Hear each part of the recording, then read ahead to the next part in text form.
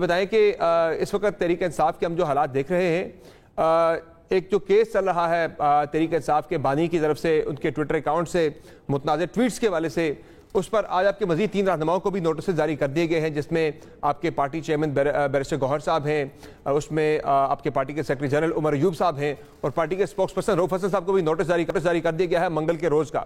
तो क्या जाएंगे आपके पार्टी के दीगर लोग, जिस तरह से खान साहब ने एब्सोल्युटली नॉनसेंस करके इस इंक्वायरी में या इस तफ्तीश में शामिल होने से इनकार किया, पार्टी के बाकी लोग भी शामिल होंगे या वो भी इनकार करेंगे? देखें, इसके इंतहाई बदनीयती पे मबनी है। ये FIA को किसने अख्तियार दिया है कि अगर कोई एक ट्वीट आया है कि जनाब हमूद रहमान कमीशन रिपोर्ट को पढ़ो, उसमें क्या खराबी है? क्या उस वक्त के हालात, क्या एक हुकूमत पाकिस्तान ने एक सीनियर मोस्ट एक जज of the supreme court, the then जज ऑफ द सुप्रीम कोर्ट, और एक ऑनेस्ट कॉम्पिटेंट जज को अपॉइंट किया जुडिशल कमीशन, और जुडिशल कमीशन ने एक रिपोर्ट दे दी। उस रिपोर्ट के बारे में गुफ्तगू करना, डिस्कस करना, कौन सा ये जुर्म है, ये कौन सी गद्दारी है? ये FIA की बदनीयती है, बेईमानी है और डिसऑनेस्टी है कि वो इसके बारे में तहकीकात किस बात की कर रहे हो? क्या कमीशन रिपोर्ट नहीं बना? क्या कमीशन रिपोर्ट में ये लिखा हुआ नहीं है? सबसे पहले तो वो कमीशन की जो है वो रिपोर्ट को शाया किया जाए।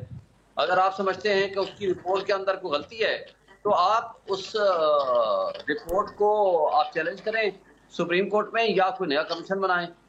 तो क्या उस वक्त के हालात और आज के हालात में मुमासलत नहीं है?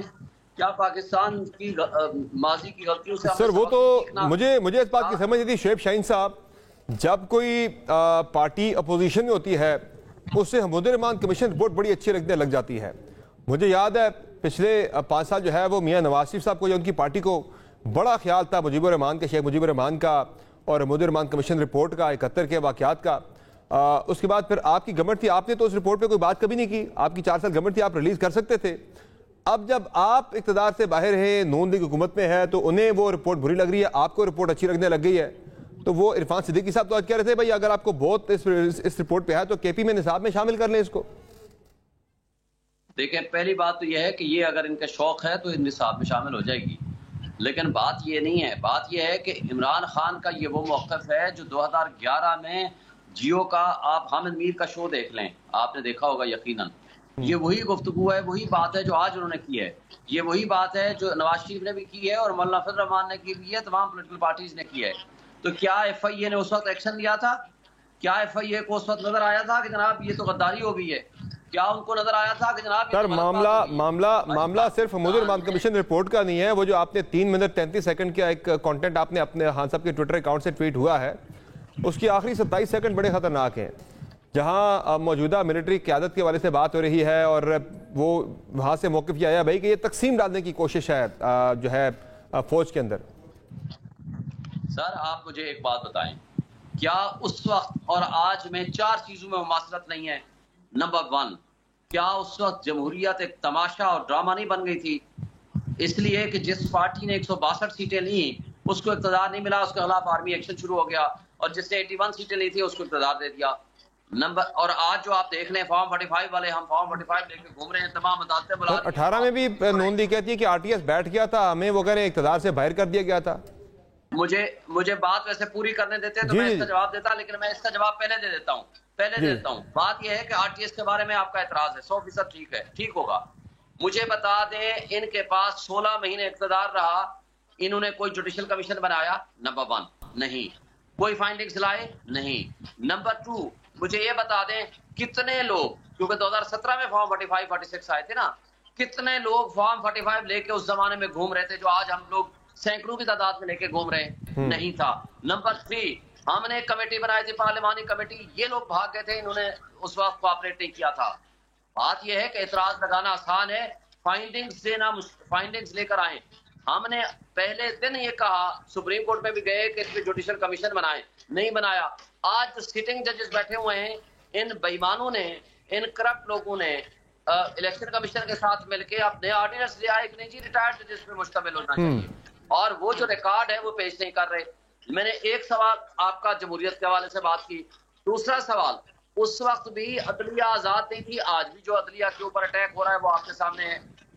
क्या सुप्रीम कोर्ट में तमाम हाई कोर्ट्स और लोअर जुडिशरी ने ये लिख के नहीं दिया कि जनाब हमारे रास्ते में आपके बानी, आपके जो बानी चेयरमैन है वो अदालत के अंदर जाके पेश भी हो रहे हैं, बात भी कर रहे हैं सारी, जाके सुप्रीम कोर्ट ऑफ पाकिस्तान के अंदर वो 2 मरतबा पेश हो चुके हैं वो वीडियो लिंक के जरिए। मेरे भाई अगर मुझे एक बात से, मैंने 4 पॉइंट कहे थे, अभी दूसरे पॉइंट पे मुझे बात करने दें। आप हर सवाल का उस वक्त भी आइन मुअत्तल था, आज भी प्रैक्टिकली आइन मुअत्तल है, चूंकि चादर 4 दीवारी की पाबंदी है, जिसको चाहे उठा के ले जाएं, कोई शायर हो, कोई सहाफी हो, इमरान रियाज हो, फरहाद हो, पीटीआई का वर्कर हो, जिसको चाहे उठा के ले जाएं, कोई पूछने वाला नहीं है। लेकिन सर वो फंक्शनिंग तो कर रहे हैं ना, वो फंक्शनिंग तो इंडिपेंडेंट कर रहे हैं। माजर सर आपकी बात जरा लंबी हो रही है, लेकिन जरा कॉन्टेक्स्ट को जरा राइटली, प्रेशर सर हमेशा होता है, लेकिन वो जुडिशरी क्या प्रेशर में फंक्शन कर रही है या नहीं कर रही? आपका देखिए केस लगा हुआ आपके इस्लामाबाद के 3 हल्कों का, वो चीजें आपके फेवर में जा रही है सारी। इस्लामामाबाद की जो इस्लामाबाद हाई कोर्ट में लगा हुआ ट्रिब्यूनल में केस आपका, वो आपके फेवर में जा रहा है ना, तो जुडिशरी इंडिपेंडेंट फंक्शन कर रही है तो हो रहा है सर।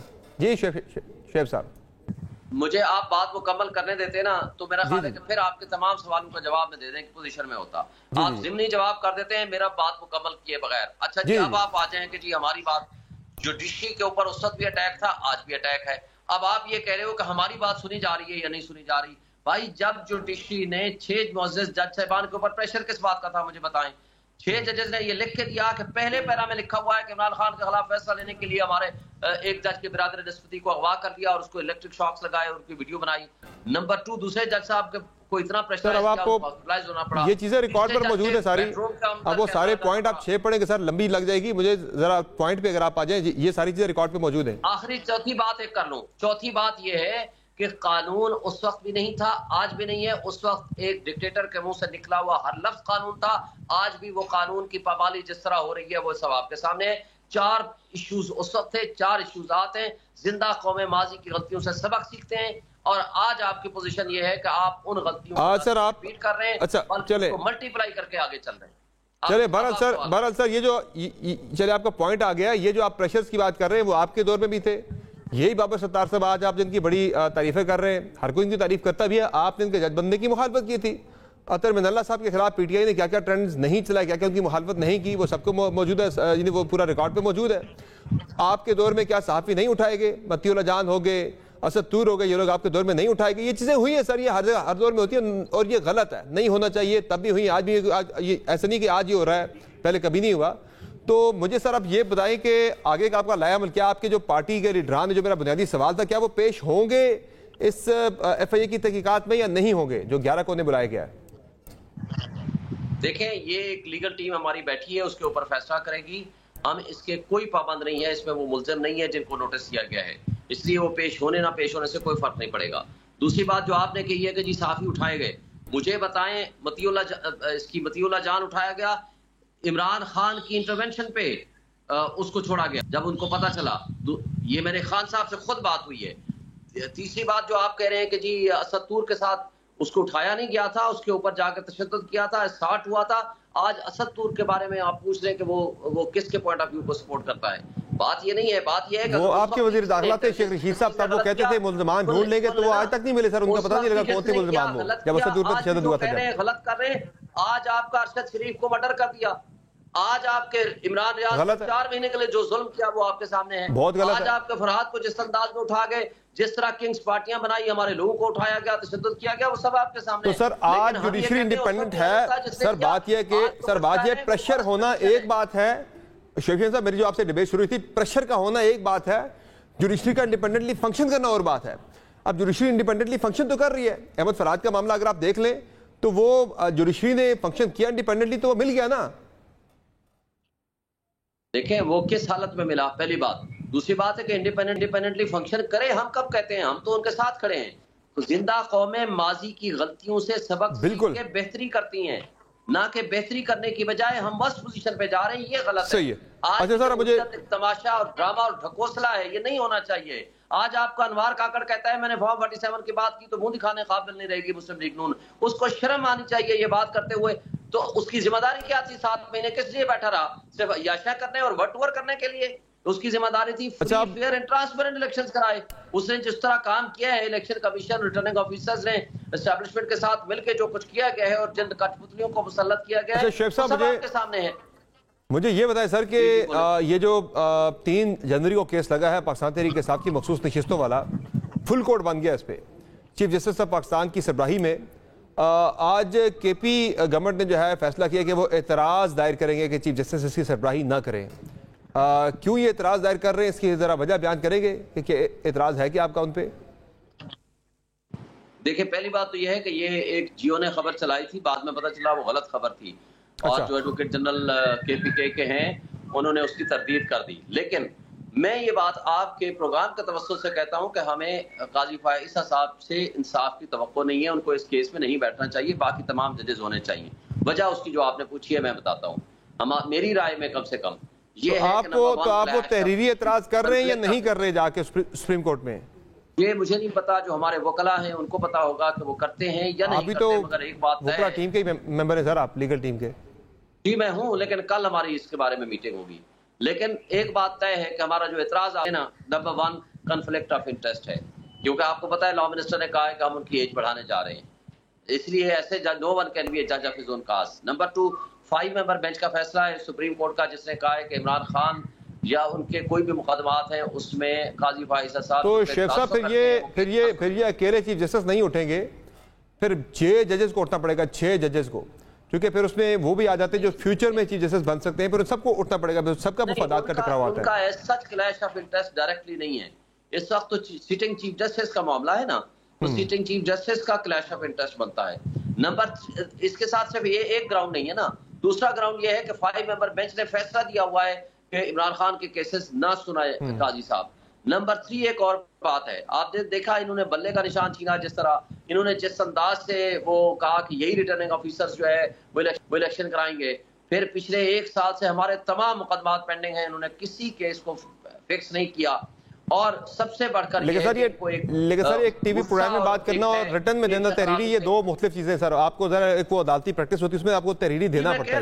मैं कह रहा हूँ उसूली तौर पर उनको खुद इस केस से अलग हो जाना चाहिए। बाकी हम इसके बारे में तहरीरी फैसला करेंगे, देंगे एप्लीकेशन या नहीं, उसके बारे में हमारी कल मीटिंग होगी। अच्छा, इसके अलावा अब आगे आपका लायाबल क्या है? सियासी अगर हम बात करें तो क्या है? आज भी हुकूमती नुमाइंदों ने प्रेस कॉन्फ्रेंसेस की हैं, उधर से गवर्नर साहब भी कह रहे हैं मुज़ाकरात की बातचीत करी, वो बातचीत कह रहे हैं। आपको मुसद्दिक मलिक साहब ने प्रेस कॉन्फ्रेंस की, वो भी कह रहे हैं कि भाई बातचीत हम कहते हैं तरीके साहब से करें, वो कहते हैं भाई हमने उनसे बात करनी है। तो ये क्या अभी बातचीत हो सकती है, नहीं हो सकती, कैसे होगी, उसकी कंडीशंस क्या है? कोई है कोई नई बातचीत के वाले से? पहली बात तो यह है कि ये कठपुतली है, ना इनमें कैपेसिटी है, ना इनकी ख्वाहिश है कि कोई मुज़ाकरात की। मुझे बताएं कि जब ये 2022 में ये सारे मुस्तकिल कहते थे कि आप अपनी 2 सूबे की हुकूमत गिराएं और हमसे किससे करेंगे सर? पूरे पाकिस्तान का नेशनल असेंबली का इलेक्शन ले लें। याद है आपको, हमने 1 महीना इन एडवांस यानी फरवरी में कह दिया कि हम 1 महीने बाद अपनी असेंबली तोड़ेंगे पंजाब और केपी की, आप आए। और सर फिर किससे करेंगे बातचीत? इन्होंने क्या कहा था कि आपने देखे ना, हम तो ये पॉलिटिकल स्टेटमेंट दे रहे थे।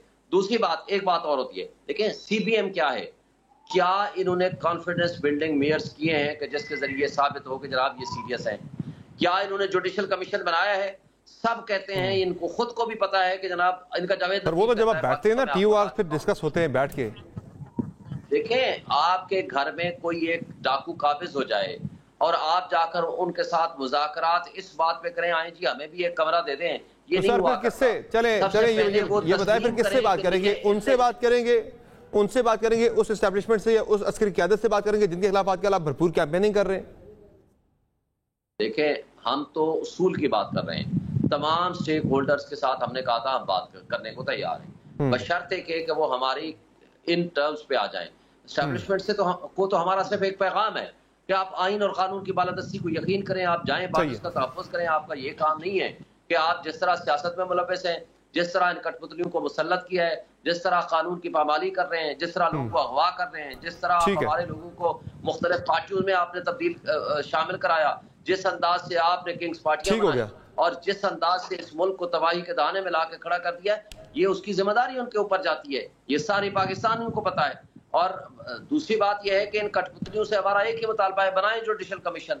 आप माने कि ये आपकी इलेजिटिमेट गवर्नमेंट है, आप लेजिटिमेटली जीत के नहीं आए हुए, जब तक वो मानेंगे नहीं। अच्छा मुझे बताएं, सुबह शाम तो हमारे खिलाफ ये मुकदमे बना रहे हैं, सुबह शाम तो हमारे खिलाफ ये मूवमेंट चला रहे हैं, ये क्या इन्होंने सीबीएम किया है, को माहौल बनाया है कि ये हमसे मुज़ाकरात करते हैं? सही है, यानी आप कह रहे हैं बातचीत के लिए कुछ सीबीएम जो है वो गवर्नमेंट को जो है वो करना होगी। दुबई लीक्स में मुलव्वस हैं और ये गंदम स्कैंडल में मुलव्वस हैं, इनको हमसे खतरा ये है।